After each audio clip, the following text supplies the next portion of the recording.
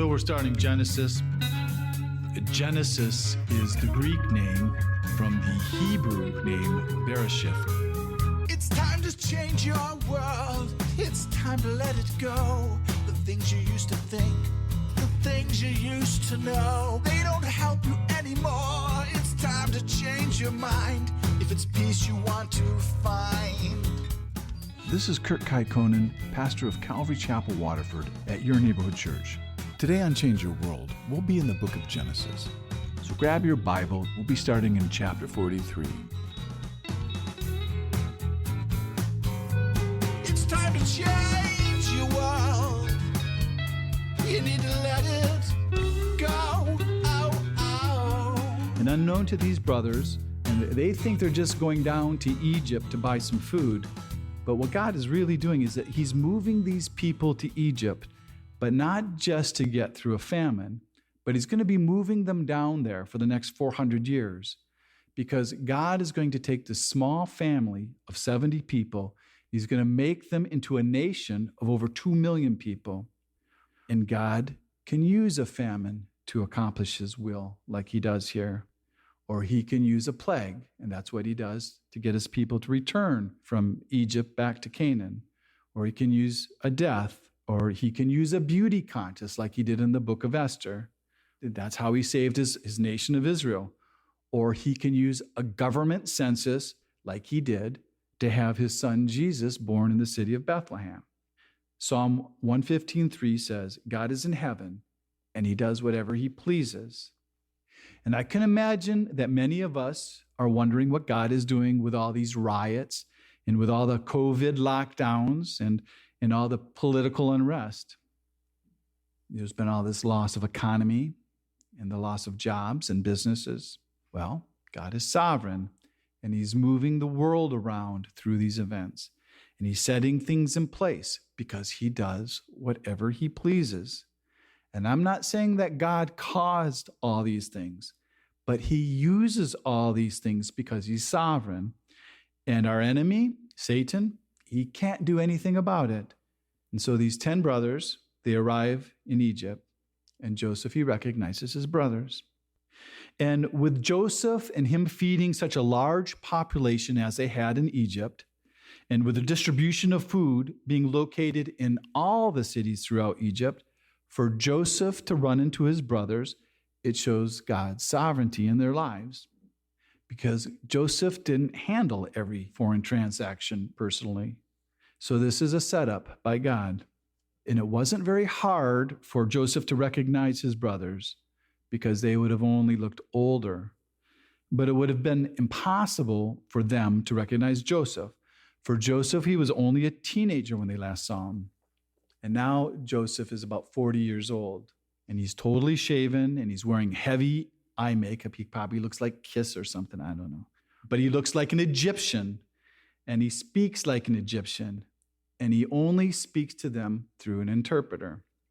And so when you think about how Joseph looked, you think about how Yul Brynner looked as the Pharaoh in the 10 Commandments. He has all that eye makeup, and he's wearing his gold chains, wearing all white.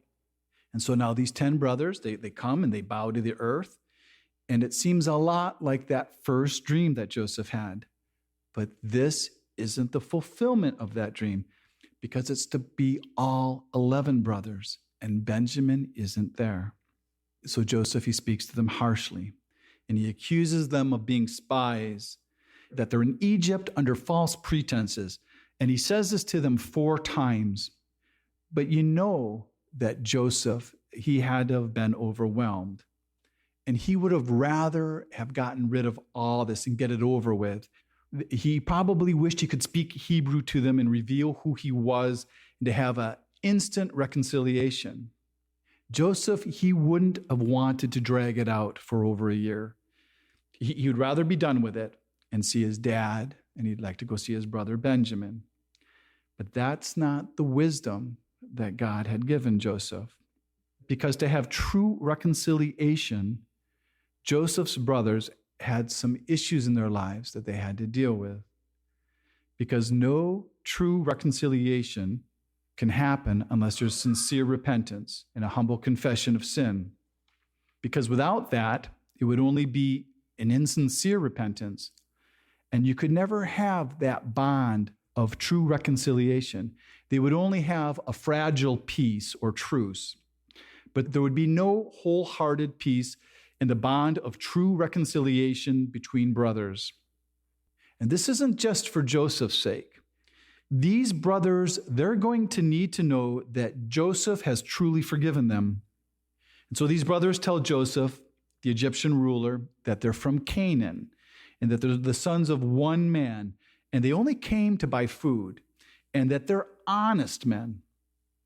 And when these men confessed to being honest men, Joseph must have flinched inside, because it's like, how do people sin so much and do so much wrong and they still think they're honest? They're trying to fool him. The brothers are basically saying, well, we're not so bad. And that's how it always seems, even when we look at ourselves, that we're not so bad when we look at ourselves. But when we do that, we say we're not so bad, we're usually comparing ourselves to someone who's much worse than themselves. We're not usually comparing ourselves to people that are better than us. He'd think in his mind, well, which one of you are honest? Is it the adulterer? Or is it maybe the liars who deceived those people in Shechem before they murdered all the males there? Or maybe it's the one who goes and seeks out prostitutes when nobody's around? Or is it just the rest of you kidnappers that went and lied to their father about their missing son? And then the brothers, they tell Joseph that there's 12 sons, and that the younger is with their father, and one is no more. And Joseph, he must have twinged again, knowing that they're speaking about him. And he's right there in front of them. But is that really what they believed? Is that what they've been telling themselves these 20 years, that he's dead? And so now Joseph, he calls them spies again. You know, and you think about James Bond type spies.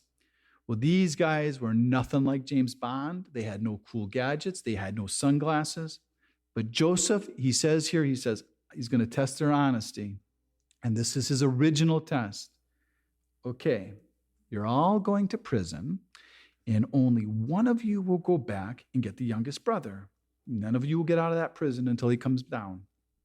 This will prove that you're not spies, and this is your chance to prove that you're honest men. And so Joseph, he puts them all in prison. And you might kind of think that Joseph is trying to pay them back a little bit for all those years he spent in prison.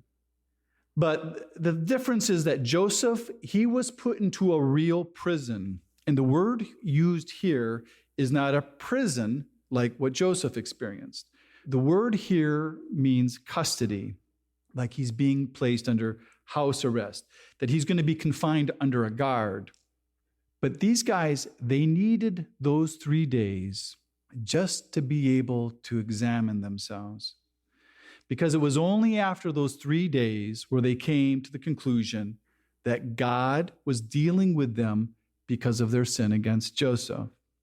And now they're believing that they're reaping the fruit of their sin, and that God is beginning to give them what's coming to them for what they did to Joseph. And so Joseph, he comes back to them after the 3 days, and he says, do this and live. And he tells those brothers that he fears God. And that must have been a great relief to those brothers. And then Joseph gives them a new test to prove that they're honest men. And so he changes the test, and he says, well, only one of you will be kept, and the rest of you can take food back to your family. But then you need to bring your brother to me to verify your words. And then the brothers, they start talking to each other in front of him, and they're speaking in Hebrew because they don't think he can understand them. And then they start confessing their sins, and they start admitting their guilt. And for the first time, Joseph, he hears this confession. And all of them, they admit it. They admit that they saw the anguish in their brother. They saw him pleading, and they just ignored him. But even admitting and confessing, they still haven't repented. They've only confessed their sin. They haven't turned toward God, and they haven't asked forgiveness. And so you might wonder, well, why did Joseph pick Simeon to take into custody? Well, the reason I think he picked Simeon is because Joseph now hears this confession and he realizes that Reuben really wasn't part of the betrayal. And although Reuben was too late, that Reuben actually wanted to save him. And Joseph didn't know that. He had just heard this for the first time. And Simeon, he's the second oldest. So Joseph, he gives Reuben a break. But see, Reuben is still guilty because he's still guilty of that cover-up with the father and then with the lies. But up until now, Joseph thought they all hated him. You have to also remember that Simeon, he was a very violent man, and he may have been the instigator of the whole betrayal with Joseph. But before Joseph binds Simeon in front of them, he turns around from his brothers and he weeps. And this is the first of 6 times that Joseph weeps. And you have to remember, see, Joseph here, he was the victim of a violent crime. And it's already been about 20 years since their conspiracy of murder and kidnapping. And he's already dealt with the pain of that betrayal years ago. And Joseph, he found a way to go on and not to be able to hold the sin against them and not to hate them in his heart.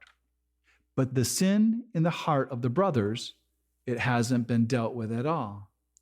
And you'll often hear people tell you, they'll say, well, time, it heals all. Well, time does not forgive sin.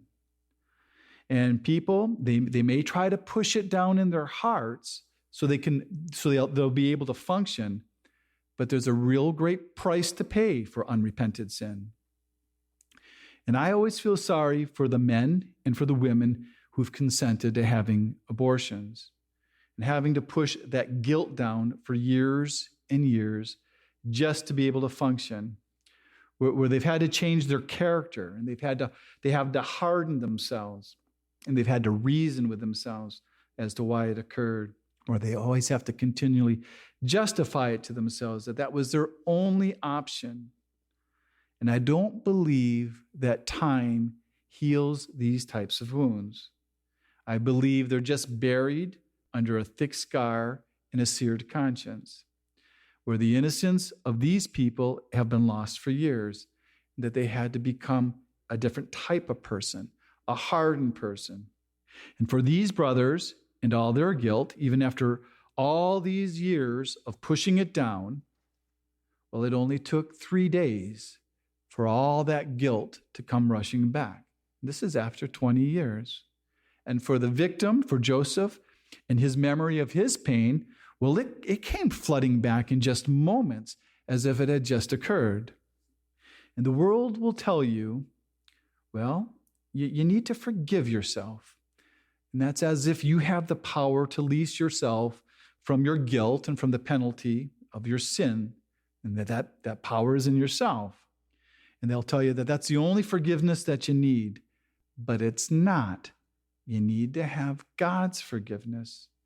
And the only way that you can receive God's forgiveness is by turning toward God and confessing your sin. And it's just like it is here in this story. For reconciliation to occur, the first step has to be the confession of the sin. And now that they've done that, for the reconciliation to be completed, they also need to ask for forgiveness. And this doesn't just apply to sins like abortion, but it's any sin against God where you've lost your innocence, where you can't escape your guilt. It could be a theft. It could be drugs. It could be anything. But you see here that with Joseph, even after all this, he still loves his brothers because he cares for their families, no matter how harshly he spoke to them. And even though his brothers are not even aware of anything going on and what he's doing now and in his harsh treatment, he's not doing that for himself. He's doing it for them. He's doing it for their good. His motivation for being strong is for them. It's not for himself. And that's how it is with us. Sometimes we need to act strong for others. Sometimes we have to act tough for our children.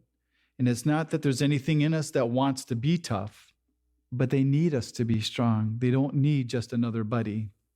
But we can see Joseph's love for his brothers because Joseph, he's providing food for them and for their families. And he's actually doing it at no cost to them. Because the thing is, Joseph knows that they need food, because he knows that they're starving, because the whole world is starving. But Joseph also knows that for their reconciliation, it's going to take time, and that they're going to have to come back to Egypt. But that's okay, because that famine is going to last a long time. And so now you got these 9 brothers, and they're going back to Canaan, and they have a new hope now, because they figure, well, we're going to go back. We're going to go get Benjamin, and then we'll come return, and we're going to get Simeon. And we have enough food now, and things are going to be all right. And that famine, well, that can end any day. But then when they stopped and they found money in their sack, it all changed. And then what they do is they blame God. And then when they get home, they found all that money in their sack, and they say, oh, God's doing this to us. But Joseph is just using that money to prove their honesty. And they tell their father Jacob how harsh that man was and how he kept Simeon. And to get Simeon back now, they had to bring Benjamin down there. And Jacob makes it very clear, that's not going to happen. And then Reuben, he steps up, and he's being the oldest, but he's lost that place of respect in his family.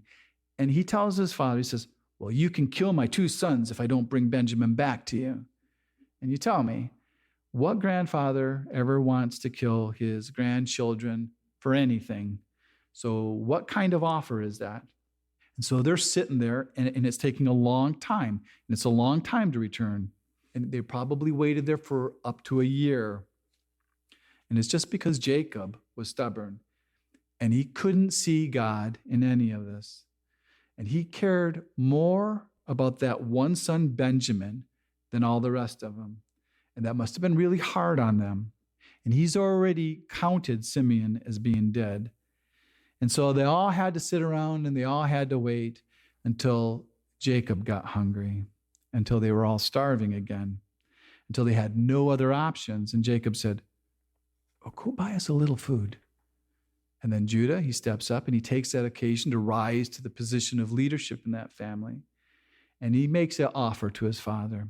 And it wasn't like Reuben's offer, but he offered himself. He offered his own life. He didn't offer the life of his children.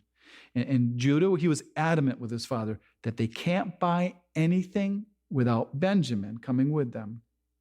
And now Jacob here, he's starting to sound like an old, feeble man that's a little bit out of touch with the world. And he's putting the blame on all of his troubles on everyone else. And he's trying to make his sons feel guilty, like it's all their fault. But then Judah, he reminds Jacob of what he said himself the first time when they went down to Egypt to get food. And he says, Dad, this is a matter of life and death. And so Jacob, he consents, but he doesn't stand up, and he doesn't act in faith. He acts as if he's a defeatist. He's just basically given up. And he's now succumbing to the circumstances, because he's really believing that they're all going to die. But he says, what can I do? And in his self-pity, he says, oh, I've lost Joseph. And he also counts Simeon as dead. And now I'm going to lose Benjamin. And Jacob, he can't see God anywhere, but God is everywhere in these circumstances. But Jacob can't see it. But God is saving them like he always has. He's always saved Jacob in all of his adventures. And it's amazing that Jacob never learns this. And he's always surprised when God steps in. And it's always at the point of disaster. But God has never let Jacob down. And so Jacob, he prepares a present for the Egyptian ruler, which is exactly the same thing Jacob did before he met Esau. He prepared him a present, and it worked then, and so maybe it'll work now. So Jacob, he's acting like Jacob.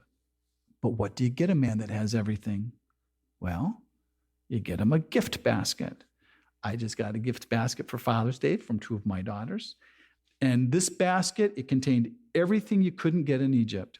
It had balm, spices, myrrh, and honey. And that's the same things that those Ishmaelite traders were bringing down when they sold Joseph to the Egyptians. And some pistachio nuts and some almonds. And then Jacob, he also sent him with twice the amount of money to show that Egyptian ruler that we're honest. We really weren't trying to rip you off. It was just a mistake. And so the brothers, they took that present, they took their brother Benjamin, and they started south again. And now these brothers are starting to actually show some signs of honesty.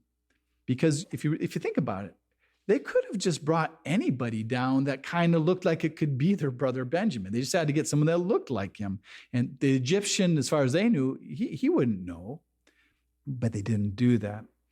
But on their way down to Egypt, they had 3 problems that were waiting for them.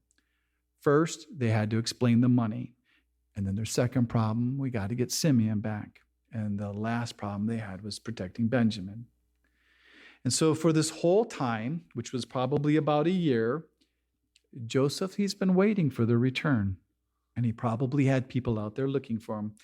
And when they did see Joseph's brothers, Joseph arranged for them to have dinner at his home. And the brothers, they thought it was a trick. They concluded that they would be arrested, they'd be enslaved and killed, and their donkeys would be taken. But there was no trick. And right away, the brothers explained their case to the steward about the misunderstanding about the money, because they're trying to make an ally with somebody before having to explain that money to that harsh Egyptian ruler. They're trying to get somebody on their side, but to their surprise, the steward said, oh, he had their money. And it probably was actually true, because Joseph probably paid for all their food, because Joseph never wanted their money. And now Simeon, he's released before Joseph ever arrives. And no one ever even verified that he brought Benjamin with them. That's because Joseph already knew, because Joseph, he was overseeing all of this. Before they ever got there, he was watching them. So now you have all the brothers there, and they're treated hospitably. And they're given some water to freshen up. And it's a much nicer reception than they could have ever imagined. So these brothers, everything's working out again. And they're arranging their present. You know, they probably saw how small it was with all the great wealth around there. Maybe they're just trying to tie a bow on it or something. And then Joseph comes home and he gets his gift basket. And Joseph, he receives it graciously. And then he asks about their father. And it must have seemed strange to them how interested Joseph was in their family. And they must have thought, is this how he treats all the foreigners who come down here to buy food? But Joseph, he can only stay in there for a moment, because just after a moment, he's overwhelmed, because he sees his brother Benjamin, and it's been 20 years. And this is his only full brother. It's the only one that he thinks actually loves him. And now his brother, he's like 30 years old, and he thinks about all those years that they've missed. And he's reminded of his mother, and he speaks a blessing to Benjamin. But then he has to leave because he can't let them see him cry. And so then Joseph comes back, and he's seated by himself. And then the Egyptians, they're all seated by themselves. And then we have the brothers, and then they're sitting by themselves, and they're all arranged in their birth order. And the brothers notice this, and they're amazed, because the odds are calculated for them to be put in that order would be about 1 in 40 million. You need to change your world. You need to let it go. Thanks for listening to Change Your World. Change Your World is an outreach of Calvary Chapel Waterford and Your Neighborhood Church. If you're listening to Change Your World in the Detroit metro area, why don't you join us for church this Sunday? Our service time is 10 a.m. at Calvary Chapel Waterford, 183 South Winding Drive, Waterford, Michigan. We're competing with the Catholics. It's only an hour. All the donuts you can eat, and you don't have to believe a thing we say, but it could change your world. You need to change your world. The rest of today's message can be heard at yourneighborhoodchurch.org. So check us out and download the app. And until next week, remember,